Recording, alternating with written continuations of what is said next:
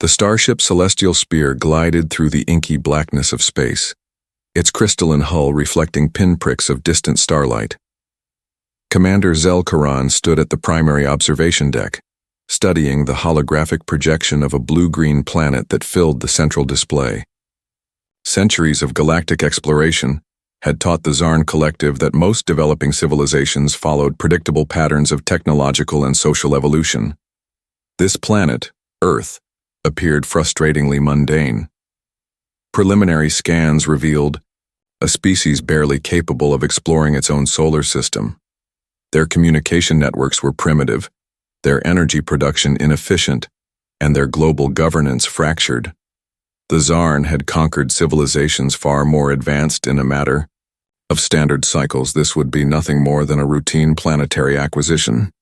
Preliminary assessment complete, announced the ship's central intelligence system.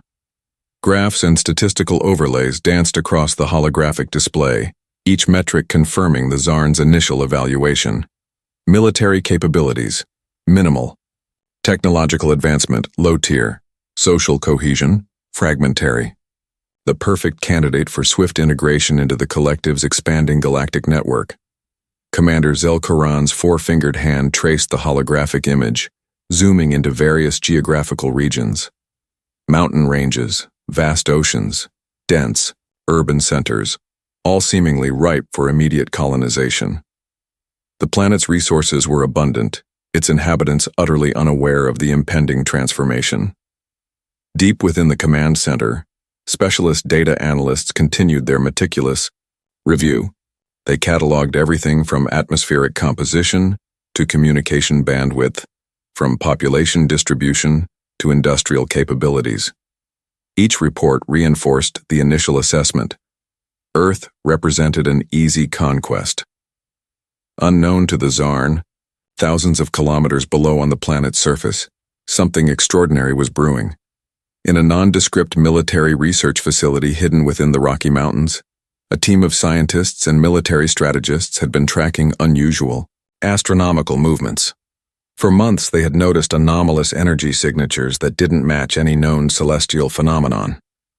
While most global intelligence agencies dismissed these observations as potential data errors, this particular team remained vigilant.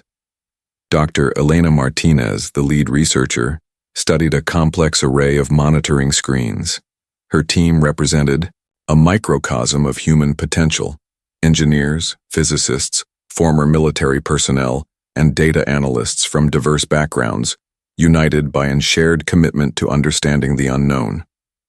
"Something's coming," she muttered, her fingers dancing across holographic interfaces. Years of research had taught her to trust intuition as much as raw data. Thousands of kilometers away, in a Tokyo control room, similar conversations were happening. Satellite tracking teams noticed subtle gravitational anomalies that suggested something massive was approaching the solar system. Military communication channels began to buzz with carefully coded messages. The Zarn believed they were preparing for a simple acquisition. They had no concept of the resilience they were about to encounter. Aboard the Celestial Spear, final preparations for initial contact were underway. Standard protocol dictated a three-stage invasion process: initial electromagnetic disruption, targeted infrastructure neutralization, and rapid territorial control. Commander Zelkaran had personally overseen similar operations across 17 star systems. Each had followed the same predictable pattern of swift submission. Earth would be no different, or so the Zarn believed. As the first wave of invasion ships began their approach, cutting through Earth's atmosphere with calculated precision, something unexpected started to happen. Communication networks that should have collapsed under the electromagnetic assault began to adapt. Military systems that should have been immediately disabled started to reroute and protect critical infrastructure. The humans were responding in a way no previous civilization ever had. In military bases, research centers, and command facilities, around the globe a transformation was occurring. What should have been a moment of panic became a moment of unprecedented unity. Engineers began developing countermeasures before the full invasion became apparent. Communication specialists started tracking alien transmission patterns, Every sector of human society began to move with a synchronicity that defied conventional understanding. The Zarn's first mistake was believing they understood what they were about to encounter. Their second mistake would prove far more catastrophic. First hours of the invasion transformed every corner of human infrastructure into a laboratory of survival. In research facilities, universities, and makeshift command centers, scientists and engineers began their most critical challenge: understanding and countering the alien technology. Dr. Marcus Chen stood before a captured fragment of Zarn technology, its iridescent surface pulsing with an otherworldly energy. Surrounding him was a team that defied traditional scientific boundaries: experts from nuclear physics, computer science, materials engineering, and quantum mechanics, each bringing a unique perspective to the unprecedented challenge. "We're not just analyzing," Dr. Chen explained to his diverse team. "We're reimagining everything we know about technological interaction." The fragment had been retrieved during the initial skirmish by a special operations team. Its molecular structure defied immediate comprehension, with energy signatures that seemed to dance between multiple quantum states. Traditional scanning methods produced nothing more than fragmented, incomprehensible data. In a converted automotive factory in Detroit, engineers were already working on their first breakthrough.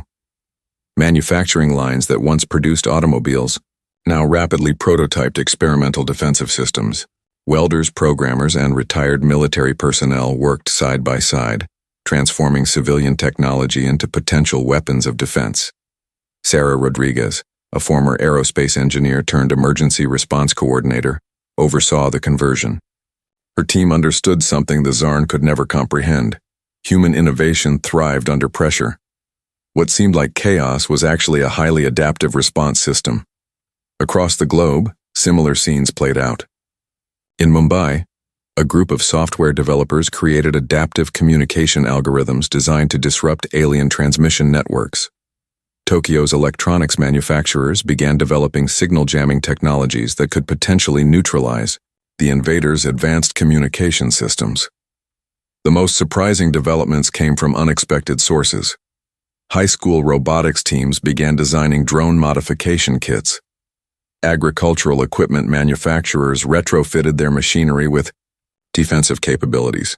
Even online gaming communities contributed by developing predictive algorithms based on the limited data about alien movement patterns.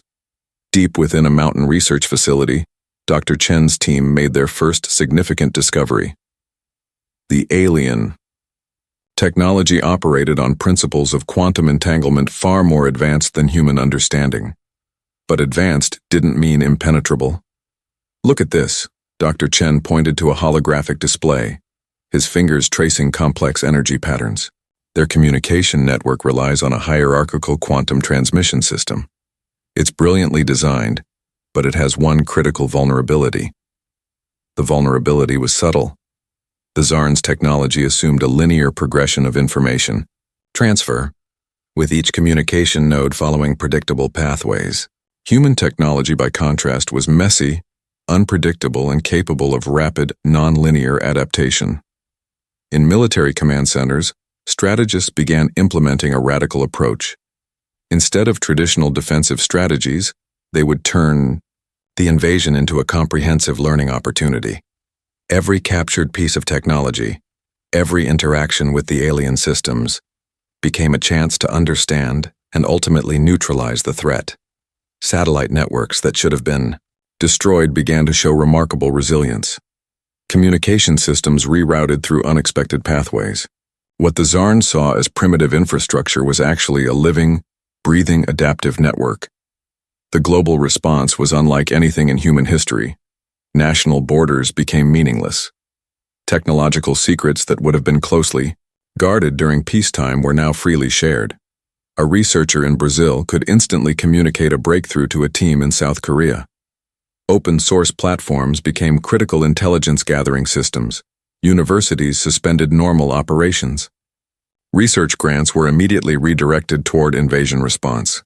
Entire academic departments transformed into rapid response units, each bringing their specialized knowledge to the collective defense effort. By the end of the first day, the Zarn would discover something fundamental about humanity. They were not fighting against a single military force but an entire planetary ecosystem of innovation. In the retrofitted Detroit factory, Sarah Rodriguez looked over the first prototype of their experimental defensive system. It was a chaotic blend of repurposed industrial equipment, advanced computing systems, and pure human creativity. "They have no idea what's coming," she muttered, a slight smile crossing her face. The invasion had begun, but humanity's true response was just starting to take shape. The Zarn Collective had a fundamental misunderstanding about psychological warfare. Their previous conquests had followed a predictable pattern. Initial technological superiority would break the spirit of the targeted civilization. Fear, confusion, and the overwhelming display of power would typically result in swift capitulation. Earth was different. In the first week of the invasion, human communication networks transformed the conflict into something the Zarn could never have anticipated. Social media became an unexpected battlefield of resilience, humor, and collective psychological resistance. A meme created in a small apartment in Buenos Aires would spread across global networks within hours. The image showed a cartoon alien ship being pelted by improvised weapons, accompanied by a caption that roughly translated to, "Welcome to Earth. We've been preparing for this in our movies for decades." Zarn intelligence analysts struggled to comprehend the human response. Their behavioral prediction models completely broke down when confronted with a species that responded to existential threat with humor, creativity, and an almost impossible sense of hope. In Tokyo, a group of musicians composed an invasion response anthem that went viral globally. The song, a blend of rock, electronic, and traditional musical styles, became a rallying cry. Its lyrics spoke of unity, resistance, and an unbreakable human spirit. Zarn communication interceptors found themselves inexplicably affected by the musical composition, their neural networks experiencing something akin to emotional disruption. Artists worldwide began creating visual narratives that reframed the invasion. Street art appeared overnight in major cities, transforming alien invasion imagery into symbols of human resilience. A massive mural in New York City depicted alien ships being torn apart by a diverse group of human hands, each representing different cultures and backgrounds. Psychological warfare experts within the human defense networks understood something profound. Information was the most powerful weapon. They began broadcasting carefully crafted messages designed to exploit the Zarn's rigid communication protocols. Each transmission was a complex psychological operation, mixing factual information, cultural references, and strategic misinformation. The Zarn discovered that human communication was not linear or predictable. Where their previous conquests had clear hierarchical information structures, human networks were more like living organisms, adaptive, resilient, capable of routing around damage. Social media platforms became unexpected intelligence gathering systems. People shared observation points, tracked alien movement patterns, and developed collaborative defense strategies in real time. A teenager in Mumbai might provide a critical piece of information that would be integrated into a global defense strategy within minutes. Zarn behavioral analysts found themselves overwhelmed. Their predictive models, developed over centuries of galactic conquest, simply could not account for human unpredictability. How does one predict a species that can transform an existential threat into a source of collective humor? Refugees from invaded territories didn't respond with fear, but with remarkable adaptability. Makeshift communities formed with remarkable speed, developing internal support systems and collaborative survival strategies. Each displaced group became a potential resistance cell, sharing information, developing local defense mechanisms. The elderly became unexpected sources of strategic wisdom. Their life experiences provided insights into survival that no computational model could replicate. They shared stories of previous global challenges, methods of community resilience, and practical survival techniques. Children, typically considered vulnerable in conflict scenarios, became information networks. Their ability to adapt, learn, and communicate quickly became a critical resource. Schools transformed into information exchange centers, with students developing communication protocols that the Zarn found impossible to decode. Global entertainment. Industries pivoted immediately. Film studios began producing documentaries and semi-fictional accounts of the invasion, each production a subtle form of psychological resistance. Video game developers created training simulations that doubled as morale-boosting experiences. By the end of the first month, the Zarn realized they were fighting more than a military force. They were confronting an entire planetary ecosystem of adaptation, creativity, and collective resilience. Their most advanced psychological warfare techniques were being systematically dismantled by something they could not comprehend: human spirit. The invasion was no longer just a military conflict. It had become a complex, multidimensional challenge that defied every strategic assumption the Zarn had ever developed. And humanity was just getting started. The breakthrough came in a moment of seemingly random inspiration. Dr. Marcus Chen stood before a holographic display, surrounded by a team that represented the most diverse collection of scientific minds ever assembled. Their target, a small fragment of alien technology that pulsed with an energy unlike anything humanity had previously encountered. Quantum mechanics had always been the realm of theoretical possibility. Now it became a weapon of survival. The research facility, hidden deep within the Rocky Mountains, hummed with an electric intensity. Scientists from disciplines that would have rarely collaborated before now worked in perfect synchronization. Nuclear physicists stood shoulder to shoulder with computer engineers. Theoretical mathematicians discussed strategies with materials scientists. Dr. Chen's breakthrough began with an observation that seemed almost trivial. The alien technology relied on a quantum communication network that assumed absolute predictability.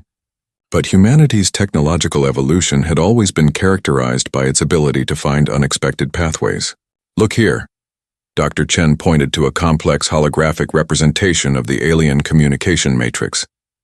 Their entire system assumes a linear progression of information. But what if we introduce controlled chaos? The team worked in shifts that blurred the lines between day and night. Caffeine-fueled discussions gave way to moments of brilliant insight. They began developing a communication virus that would exploit the fundamental weaknesses in the alien network. In a converted semiconductor factory in Silicon Valley, engineers started producing custom quantum processors. These weren't just computer chips. They were precision-engineered devices designed to interact with and disrupt alien technology. Manufacturing lines that once produced consumer electronics now created the most advanced defensive technology in human history. The quantum communication breakthrough came from an unexpected combination of disciplines. A young researcher who had been studying both advanced cryptography and indigenous communication patterns noticed a subtle pattern. The alien technology, for all its advancement, had a critical blind spot in how it processed information with multiple potential paths. Laboratories around the world began replicating and expanding on the initial discovery. What started as a theoretical concept quickly became a practical defensive strategy. Universities suspended normal operations, redirecting every available resource into this critical research. The first successful test occurred on a small scale. A custom-built quantum device successfully intercepted and partially decoded an alien communication channel. The team's celebration was subdued, but intense. They understood the magnitude of what they had achieved. Global communication networks began to transform. Satellite systems that should have been easily disabled started showing remarkable resilience. Each alien attempt to disrupt human communication was met with increasingly sophisticated countermeasures. Dr. Chen's team discovered something profound about the alien technology. Its greatest strength was also its most significant weakness. The rigid, predictable nature of its quantum communication network made it vulnerable to targeted disruption. Military strategists quickly integrated the new technology into defensive systems. Experimental aircraft began incorporating quantum communication deflection technologies. Naval vessels received upgrades that transformed their communication and defensive capabilities. The most surprising developments came from unexpected sources. A group of graduate students developed a neural network algorithm that could predict alien communication patterns with increasing accuracy. Open-source platforms became critical research hubs, with scientists and enthusiasts worldwide contributing to the collective defense effort. Power grids that should have been easily disabled began showing remarkable adaptability. Communication networks rerouted through unexpected pathways. What the Zarn saw as primitive infrastructure was actually a living, breathing, adaptive system. By the end of the first month, human technology had undergone a transformation that would have seemed impossible just weeks earlier. The invasion had become a catalyst for the most rapid technological evolution in human history. In the converted semiconductor factory, the lead engineer looked over the latest quantum processor design. It was a chaotic blend of cutting-edge science, human creativity, and pure survival instinct. "They have no idea what's coming," she muttered, a look of determination crossing her face. The technological revolution was just beginning. Humanity was learning to fight not just with weapons but with the most powerful resource they possessed, their collective intelligence. The Zarn had miscalculated, badly.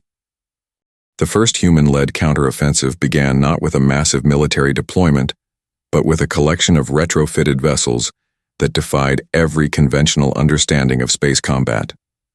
Captain Sarah Henderson stood on the bridge of the repurposed cargo vessel Horizon, her hands steady on the improvised control systems that blended commercial shipping technology with experimental quantum communication interfaces. Around her, a crew assembled from the most unexpected backgrounds imaginable. A former commercial drone pilot sat next to a retired video game champion. A marine biologist worked the communication systems alongside a retired air traffic controller. Each brought a unique perspective that the Zarn could never have anticipated. The initial assault caught the alien fleet completely off guard. What appeared to be a simple cargo vessel transformed into something entirely different. Modified agricultural sensor arrays became advanced scanning systems. Industrial-grade cooling mechanisms were repurposed into heat signature masking technology. The ship moved with a fluidity that completely defied the Zarn's computational predictions. "They're tracking us wrong," muttered Jake Rodriguez, the former drone pilot, his fingers dancing across a control panel that looked more like a custom-built gaming rig than a standard spacecraft interface. "Their targeting systems can't lock onto our signature because we're not following any predictable pattern." The Horizon's first engagement demonstrated the essence of human combat innovation. Where traditional military vessels would approach with direct confrontation, this ship used a combination of misdirection, adaptive positioning, and unconventional tactical approaches. Satellite communication networks that should have been disabled became critical communication lifelines. Each human vessel became a node in a living, breathing defensive network. Information flowed between ships with a speed and complexity that the Zarn's communication system struggled to comprehend. In orbital spaces, human vessels began to reveal their true capabilities. What looked like civilian transport ships would suddenly demonstrate extraordinary maneuverability. Cargo drones transformed into reconnaissance platforms. Agricultural monitoring satellites became critical early warning systems. Captain Henderson understood something fundamental about the conflict. This wasn't just a military engagement, it was a comprehensive systemic challenge. Every piece of human technology became a potential weapon, every communication a potential strategy. The most advanced weapon was not a piece of hardware, but the human capacity for adaptation. Global defense coordination reached levels of complexity that surprised even the most optimistic military strategists. A research team in Brazil could provide a critical piece of tactical information that would be integrated into a space combat strategy within minutes. A group of high school robotics students developed a communication encryption method that became crucial for deep space communication. The Zarn discovered that human technology was not a static system, but a living, evolving organism. Each engagement provided new information, new opportunities for adaptation. Where alien technology followed rigid protocols, human systems learned and transformed with each interaction. Experimental spacecraft moved in patterns that defied traditional computational modeling. Sometimes the most effective strategy was complete unpredictability. a vessel would suddenly change course, not through a planned maneuver, but through what could only be described as intuitive decision-making. The crew of the Horizon represented something more than a military unit. They were a microcosm of human potential, diverse, adaptable, capable of finding solutions in the most unexpected places. Their communication was not just verbal, but a complex system of shared understanding that went beyond traditional command structures. One particularly memorable engagement occurred when the Horizon encountered a significantly larger Zarn battle group.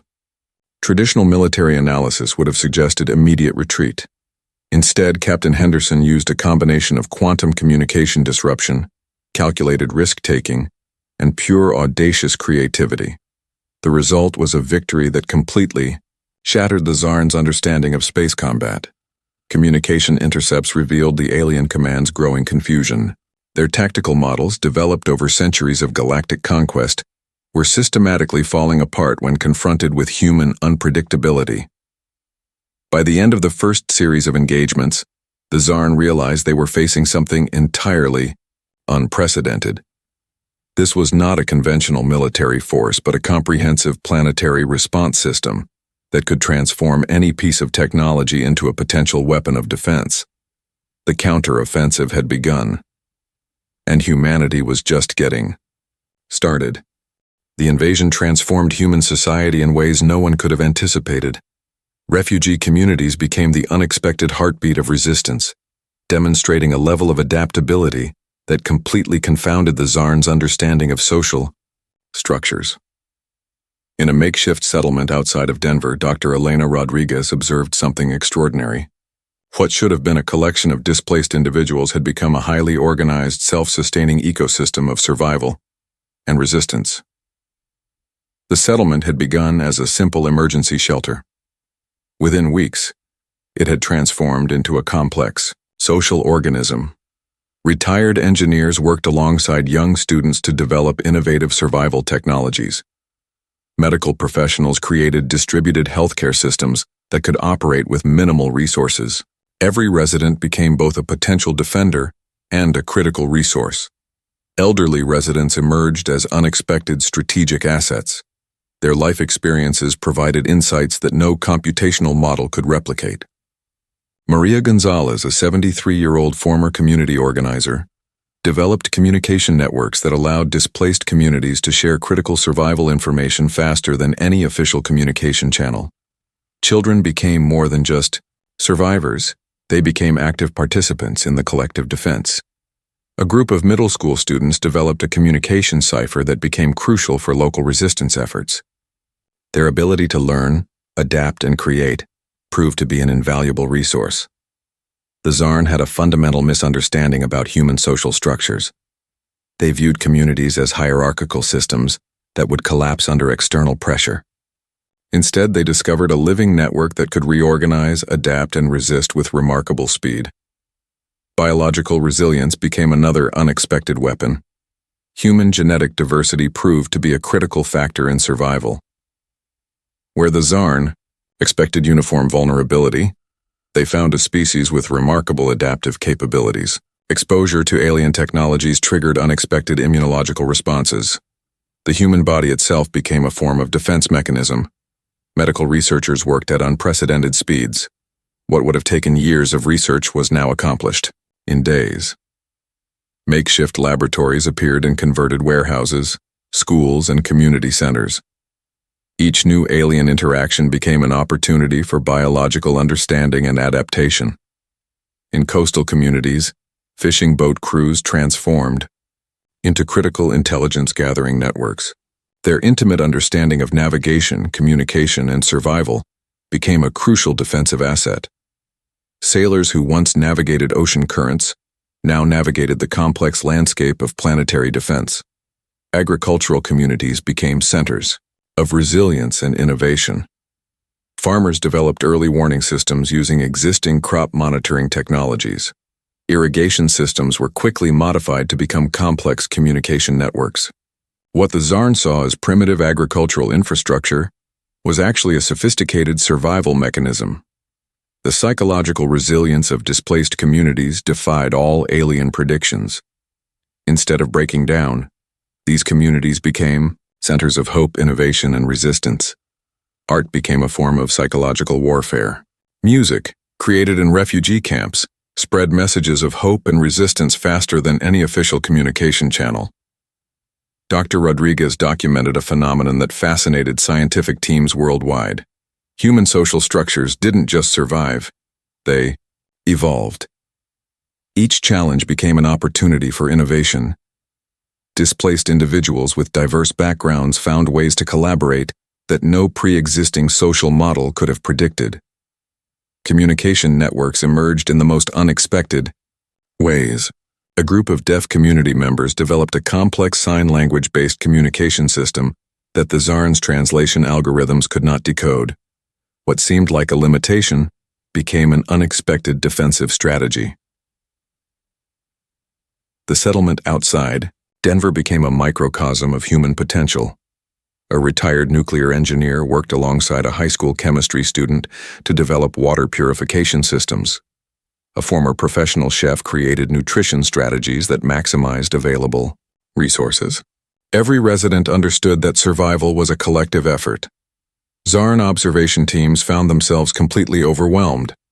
Their social prediction models collapsed when confronted with this level of adaptive complexity. How do you predict a species that turns every challenge into an opportunity for growth? The most powerful weapon was not a piece of technology, but the human capacity for hope. Each community became a living, breathing resistance cell. Information flowed through networks that were more complex than any computational system could track. By the end of the first month, the Czarn realized they were facing more than a military challenge. They were confronting an entire planetary ecosystem of survival, creativity, and collective resilience. Humanity had transformed survival into an art form, and they were just getting started. The ultimate confrontation defied every conventional understanding of military engagement. Humanity's defense was not a single unified military force, but a complex, multi-layered network of strategy, technology, and collective intelligence. Global command centers looked nothing like traditional military installations. They were dynamic, constantly shifting networks that combined diplomatic channels, technological innovation, and real-time adaptive strategies. Each node was both a communication point and a potential point of resistance. Dr. Michael Chen, leading SO, the Global Strategic Response Team, understood the fundamental challenge. This was not a war to be won through traditional military might, but through a comprehensive system of adaptive resistance. "We're not fighting their technology," he explained during a global strategy conference. "We're dismantling their entire operational paradigm." The strategy involved multiple simultaneous approaches. Diplomatic teams worked to exploit weaknesses in the Czarn's communication protocols. Technical experts developed hybrid technologies that merged alien and human innovations. Psychological warfare units created complex information networks designed to introduce critical vulnerabilities into the alien command structure. Space-based defense systems became living, breathing entities. Satellites that should have been easily disabled transformed into adaptive communication nodes. Each orbital platform became more than a piece of technology. It was a potential weapon of resistance. In the Pacific Ocean, a network of marine research vessels became unexpected intelligence, gathering platforms. Oceanographic research equipment was modified to track alien movement patterns. Deep-sea communication cables became critical information highways that the Czarn could not easily disrupt. The most surprising developments came from unexpected collaborations. A team of climate scientists worked alongside military strategists to develop environmental disruption technologies. Meteorological tracking systems became advanced early warning networks. What seemed like environmental monitoring became a crucial defensive strategy. Quantum communication breakthroughs allowed for information transfer that defied traditional understanding. A research team in Brazil could provide a critical piece of tactical information that would be integrated into a global defense strategy within minutes. The entire planet had become a single, adaptive defensive system. Legal teams discovered another, unexpected weapon. They began exploring the Tsar's own diplomatic protocols, finding complex legal vulnerabilities that could potentially paralyze their command structure. International law became a battlefield as significant as any physical confrontation. The human response was deliberately chaotic. Where the Tsar expected hierarchical command structures, they encountered a network of resistance that could reorganize and adapt with incredible speed. A military unit might receive strategic information from a group of high school students or a team of marine biologists. Experimental spacecraft moved in patterns that completely defied computational modeling. Sometimes the most effective strategy was total unpredictability. A vessel would change course not through a planned maneuver, but through what could only be described as intuitive decision-making. Cyber warfare teams developed information viruses that could penetrate the most advanced alien communication networks. These were not simple computer programs, but complex adaptive systems that could learn and transform with each interaction. The Tsar discovered that human communication was fundamentally different from any species they had encountered. Information flowed through networks that were more complex than any computational system could track. A meme could become a form of strategic communication. A piece of art could contain critical defensive information. Global manufacturing had transformed entirely. Factories that once produced consumer goods now created highly specialized defensive technologies. A textile manufacturing plant in Vietnam might produce advanced camouflage systems. An automotive factory in Detroit could generate experimental communication interfaces. Dr. Chen's team had developed a comprehensive approach that treated the entire planet as a single, adaptive defensive organism. Each piece of technology, each individual, became a potential point of resistance. The line between civilian and military response had completely disappeared. Diplomatic channels became another form of warfare. Negotiation teams introduced deliberate inconsistencies into communication protocols. Each interaction was designed to create maximum confusion within the alien command structure. By the final stages of the confrontation, the Tsar realized they were facing something entirely unprecedented. This was not a military force to be defeated, but a planetary ecosystem of resistance that could transform any challenge into an opportunity for survival. Humanity had turned the entire concept of planetary defense into an art form of adaptive resistance, and they were just getting started. The aftermath of the conflict was not a simple victory, but a profound transformation that would reshape galactic understanding for generations to come. The Tsar Collective found themselves in a position they had never experienced: complete reevaluation of their fundamental approach to interstellar exploration and civilization interaction. Deep within the Tsar's central archives, research teams began the painstaking process of understanding humanity.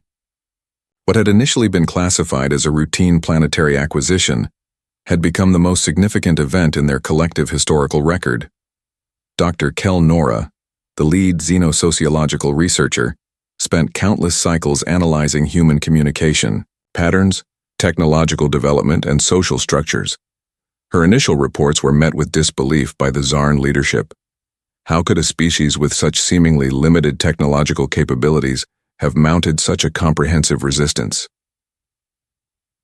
To her, human approach defied every conventional understanding of technological and social development.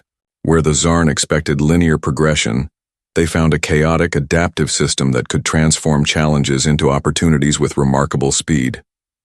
Historical records were carefully examined.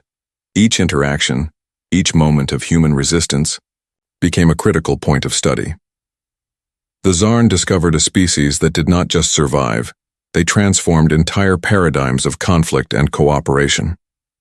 Technological analysis revealed something even more profound. Human innovation was not about creating the most advanced individual systems, but about developing incredibly adaptive, interconnected networks. A piece of technology was never just a tool, but part of a larger living ecosystem of innovation. The psychological impact on the Tsar Collective was immense. Their entire approach to planetary exploration had to be fundamentally reimagined.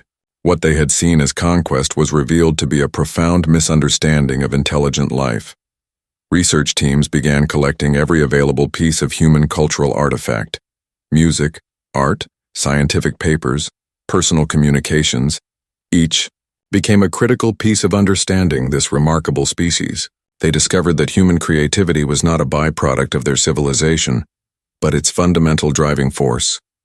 Diplomatic protocols were completely rewritten. The Zarn realized that their previous methods of interaction were fundamentally flawed.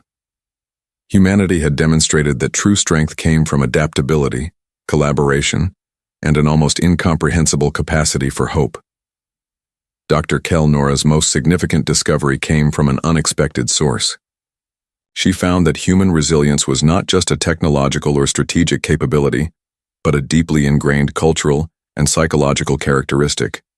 Each challenge was seen not as a limitation, but as an opportunity for growth. The economic implications were staggering. Zarn trade networks had to be completely restructured. Humanity had demonstrated an ability to transform economic challenges into opportunities for innovation that the Zarn had never considered possible.